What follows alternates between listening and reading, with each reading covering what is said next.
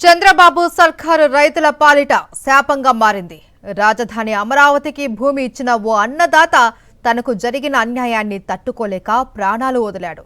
గ్రామ సభలో మంత్రి నారాయణ, ఎమ్మెల్యే అందరి ముందు తనకు జరిగిన అన్యాయాన్ని వివరించి కుప్పకూలాడు ఆ రైతు.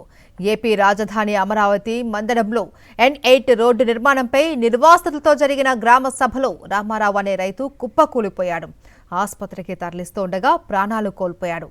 కుప్పకూలడానికి ముందు తనకు జరిగిన అన్యాయాన్ని అందరికీ వివరించాడు. మంత్రి నారాయణే తమకు అన్యాయం చేశాడు అని రైతు రామారావు ఆవేదన వ్యక్తం చేశారు.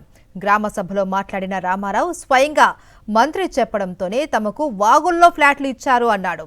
ఇప్పుడు అక్కడ 4 అడుగుల మేర నీళ్లు వస్తున్నాయని, అక్కడ ఎలా ఉంటాము అని ఆవేదన వ్యక్తం చేశాడు. రాజధానికి అంతా ఇచ్చి తాము ఇప్పుడు సర్వం కోల్పోయాము అని మాట్లాడారు రామారావు. ఇప్పుడు రోడ్డున పడ్డాము అని, అడుక్కు తినవలసిన పరిస్థితి వచ్చిందని రామారావు ఆవేదన వ్యక్తం చేశారు. తమ్మందరికీ సీడ్ యాక్సెస్ రోడ్డులో ఇళ్ల స్థలాలు ఇవ్వాలి అని డిమాండ్ చేశారు. ఈ సమయంలో మంత్రి నారాయణకు ఏం సంబంధం లేదు అన్నట్లు ఎమ్మెల్యే శ్రేవణ్ ప్రయత్నించారు. అయినా సరే రైతు రామారావు తగ్గలేదు. మంత్రి చెబితేనే తమకు వాగులో స్థలాలు ఇచ్చారు అని మరోసారి స్పష్టం చేశారు. ఆవేదనతో మాట్లాడిన తర్వాత తన కుర్చీలో కూర్చోబోతున్న రామారావు కుప్పకూలిపోయారు. ఆసుపత్రికి తరలిస్తుండగా ప్రాణాలు కోల్పోయారు. దీంతో మందడంలో తీవ్ర విషాదం నెలకొంది. రాజధానికి భూమి ఇస్తే తమకు మేలు జరుగుతుందని ఆశపడ్డ రైతు ప్రాణం పోయింది. తీసుకోండి, మాకు ఎక్కడ ఇస్తారంటే శ్రీరాశి రోడ్డు పొలాలు ఇచ్చాం. సింగపూరాలకు ఇచ్చిన దాంట్లో 2 ఎకరాలకు తీసుకొచ్చి వాగులో కొట్టాడు నారాయణ గారు లాడర్ అని. ఎవరు చెప్పుకోవాలి, ఇంతరోజు నీళ్లు పట్టినాయి. మరి ఆయన కొట్టమంటేనే వాళ్ళు కొట్టింది. ఇంతరోజు నీళ్లు పట్టినాయి. ఈ ఇళ్ళు ఇచ్చి మేము బొచ్చలు పట్టుకొని బజార్లో అడుక్కున్నాం కదా. అది సింగపూర్ ఆ శ్రీరాశి రోడ్డు అవతల ఉంది.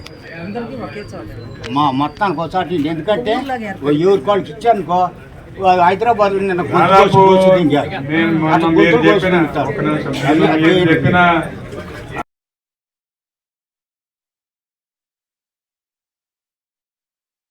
తీసుకునే లెక్క తీసుకోండి, మాకు ఎక్కడ ఇస్తారంటే శ్రీరాశి రోడ్డు పొలాలు ఇచ్చాం. సింగపూరాలకు ఇచ్చిన దాంట్లో 2 ఎకరాలకు తీసుకొచ్చి వాగులో కొట్టాడు నారాయణ గారు లాడర్ అని. ఎవరు చెప్పుకోవాలి, ఇంతరోజు నీళ్లు పట్టినాయి. మరి ఆయన కొట్టమంటేనే వాళ్ళు కొట్టింది. ఇంతరోజు నీళ్లు పట్టినాయి. ఈ ఇళ్ళు ఇచ్చి మేము బొచ్చలు పట్టుకొని బజార్లో అడుక్కున్నాం కదా. అది సింగపూర్ ఆ శ్రీరాశి రోడ్డు అవతల ఉంది. మొత్తానికి ఒకసారి ఎందుకంటే ఎవరి వాళ్ళకి ఇచ్చానుకో, హైదరాబాద్ నిన్న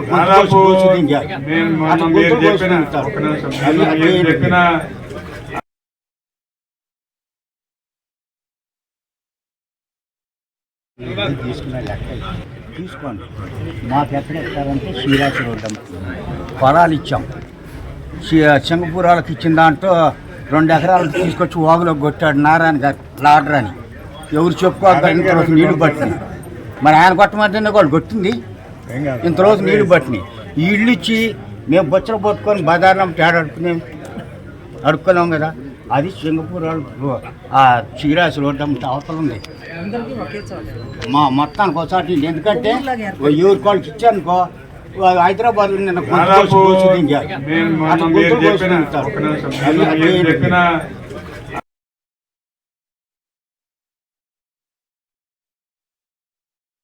తీసుకునే లెక్క తీసుకోండి, మాకు ఎక్కడ ఇస్తారంటే శ్రీరాశి రోడ్డు పొలాలు ఇచ్చాం. సింగపూరాలకు ఇచ్చిన దాంట్లో 2 ఎకరాలకు తీసుకొచ్చి వాగులో కొట్టాడు నారాయణ గారు లాడర్ అని. ఎవరు చెప్పుకోవాలి, ఇంతరోజు నీళ్లు పట్టినాయి. మరి ఆయన కొట్టమంటేనే వాళ్ళు కొట్టింది. ఇంతరోజు నీళ్లు పట్టినాయి. ఈ ఇళ్ళు ఇచ్చి మేము బొచ్చలు పట్టుకొని బజార్లో అడుక్కున్నాం కదా. అది సింగపూర్ ఆ శ్రీరాశి రోడ్డు అవతల ఉంది. మొత్తానికి ఒకసారి ఎందుకంటే ఎవరి వాళ్ళకి ఇచ్చానుకో, హైదరాబాద్ నిన్న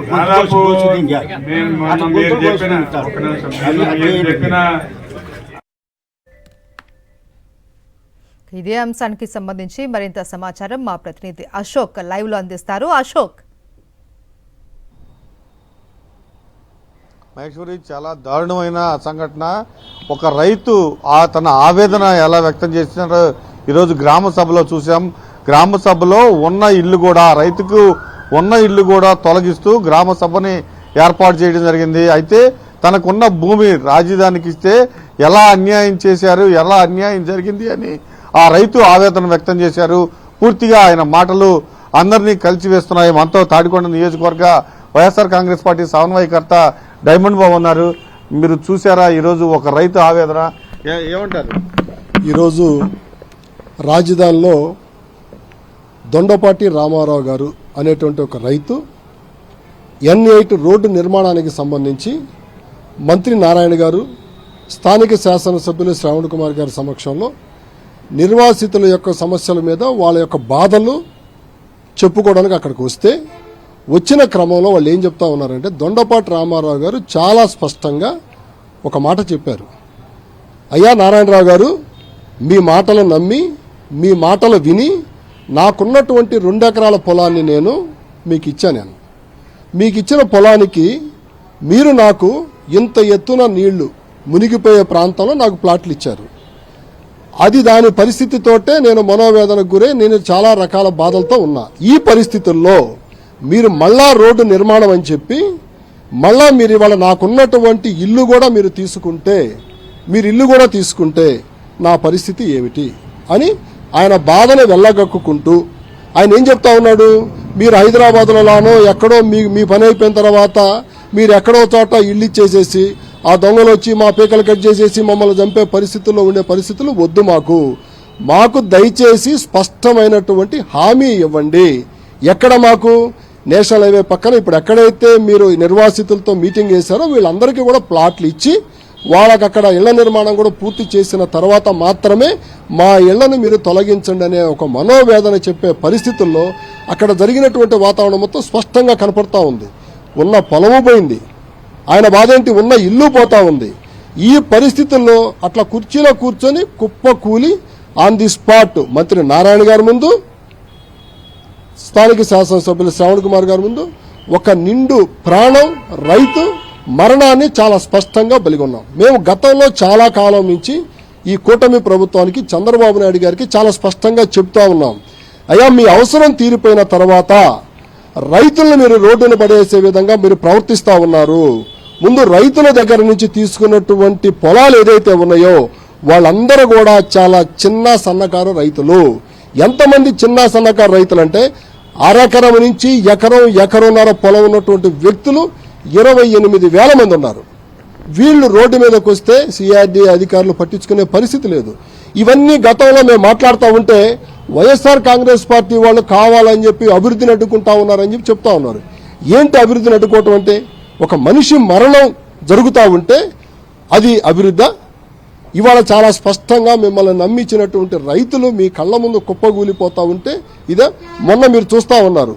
మీ పార్టీకి సంబంధించినటువంటి వ్యక్తులు చాలా స్పష్టంగా పెమ్మసాని చంద్రశేఖర్ గారి ముందు వాళ్ళ బాధ వెళ్ళగొక్కుతా ఉంటే, పెమ్మసాని చంద్రశేఖర్ మీరు కూర్చోండి మాకు అన్నీ తెలుసని మాట్లాడుతూ ఉంటే రైతులు అడ్డం తిరిగారు. మీరు ఈ విధంగా ప్రవర్తిస్తే మాత్రం మీరు ఇక్కడి నుంచి వెళ్ళిపోండి అని కూడా చెప్పారు. మీ పార్టీ వాళ్లే, తెలుగుదేశం పార్టీ వాళ్లే. ఇవాళ అక్కడ రైతుల పరిస్థితి అగమ్య గోచరంగా ఉన్న ఈ పరిస్థితుల్లో రైతుల దగ్గర తీసుకున్నటువంటి పొలాలకి మీరు ప్లాట్లు ఇవ్వలేదు, వాళ్ళకి ఎక్కడ ప్లాట్లు ఇస్తున్నాం ఏంటో కూడా వాళ్ళకి హ్యాండ్ ఓవర్ చేయలేదు.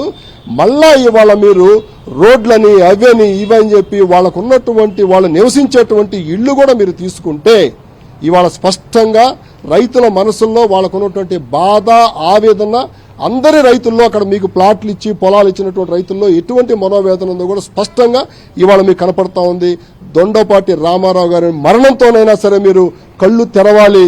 వైఎస్ఆర్ కాంగ్రెస్ పార్టీ మొదటి నుంచి చెబుతున్న స్టాండు అభివృద్ధికి మేము అడ్డం కాదు, రైతులను మీరు మోసం చేయొద్దు, రైతులను మీరు మభ్య పెట్టొద్దు, రైతులు మిమ్మల్ని నమ్మి ఇచ్చినటువంటి వాళ్ళ ప్లాట్లకి వాళ్ళ పొలాలకి వాళ్ళకు ఒక ధైర్యం ఇవ్వండి, వాళ్ళకు ఒక భరోసా ఇవ్వండి.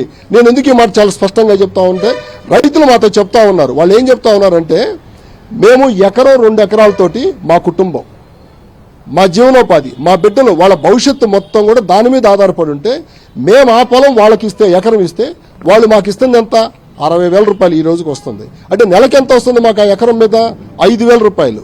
ఆ ఎకరం మేము సాగు చేసుకుంటే మా కుటుంబం గడుస్తుంది, మా బిడ్డల భవిష్యత్తు, మా బిడ్డల చదువు ఇన్ని నడిచిపోయినాయి గతంలో మాకు. కానీ ఆ పరిస్థితులు మొత్తం ఏమీ లేవు. వాళ్ళ 60,000 రూపాయలకి ఏమొస్తుంది మాకు? మా కుటుంబం ఎలా గడిచిద్ది, మా బిడ్డల చదువులు ఎట్లా, మా భవిష్యత్తు ఎట్లా అని చెప్పి వాళ్ళ మనోవేదనతో అక్కడ రైతులు మొత్తం కూడా అగమ్య గోచరంగా ఆకాశం వైపు అన్నమో రామచంద్ర అని చెప్పి భగవంతుడిని ప్రార్థన చేస్తూ ఉంటే, ఇవాళ రైతులు మీరు ఏమైపోయినా మాకు బాధ లేదు, మాకు కావాల్సింది అభివృద్ధి ముసుగులో దోపిడీ అని చెప్పి వాళ్ళు మీరు చేస్తున్నది స్పష్టంగా కనపడతా ఉంది. వైఎస్ఆర్ కాంగ్రెస్ పార్టీ రైతుల పక్షాన ఆ రోజు చెప్తున్నాం, ఈ రోజు చెప్తున్నాం, మీరు అభివృద్ధి ముసుగులో రైతులు ప్రాణాలు బలి కొడతా ఉంటే మాత్రం చూస్తా ఊరుకోమని చెప్పి ఈ సందర్భంగా తెలియజేస్తాం. వీడియో చూసారా? ఒక రాజధానికి భూమి ఇచ్చిన రైతు ఆవేదన, ఆ వీడియో చూసారా మీరు? అసలు నేను అనేది ఏంటంటే, ఇప్పుడు మీకు రైతు మీకు ఏదైతే చెప్తా ఉన్నాడో ఆ రైతు మాట్లాడినటువంటి మాట కూడా మీరు ఒక్కసారి స్పష్టంగా చూడండి. అసలు ఒకసారి మీరు ఇదిగోండి, వాళ్ళు చనిపోయినటువంటి దొండపాటి రామారావు అనే రైతు మీకు అసలు చూడండి ఒకసారి. ఇప్పుడు అక్కడ చనిపోయినటువంటి రైతు దొండపాటి రామారావు గారు ఆయన ఏం మాట్లాడుతున్నాడు వినండి ఒకసారి మీరు. ఇదిగోండి అదే రైతు. ఓకే, దాదాపు రైతు జేఏసీ కూడా చాలా తీసుకునే లెక్క తీసుకోండి. మాకు ఎక్కడ ఇస్తారంటే శ్రీరాశి రోడ్డు పొలాలు ఇచ్చాం. సింగపూరాలకు ఇచ్చిన దాంట్లో 2 ఎకరాలు తీసుకొచ్చి వాగులో కొట్టాడు నారాయణ గారు లాడర్ అని. ఎవరు చెప్పుకోక ఇంతరోజు నీళ్లు పట్టినాయి. మరి ఆయన కొట్టమంటేనే వాళ్ళు కొట్టింది, ఇంతరోజు నీళ్లు పట్టినాయి. ఈ ఇల్లు ఇచ్చి మేము బొచ్చలు పట్టుకొని బజార్లో అడుక్కున్నాం కదా, అది సింగపూర్ ఆ శ్రీరాశి రోడ్డు అవతల ఉంది. మా మొత్తానికి ఒకసారి ఎందుకంటే ఎవరి వాళ్ళకి ఇచ్చానుకో, హైదరాబాద్ చెప్పిన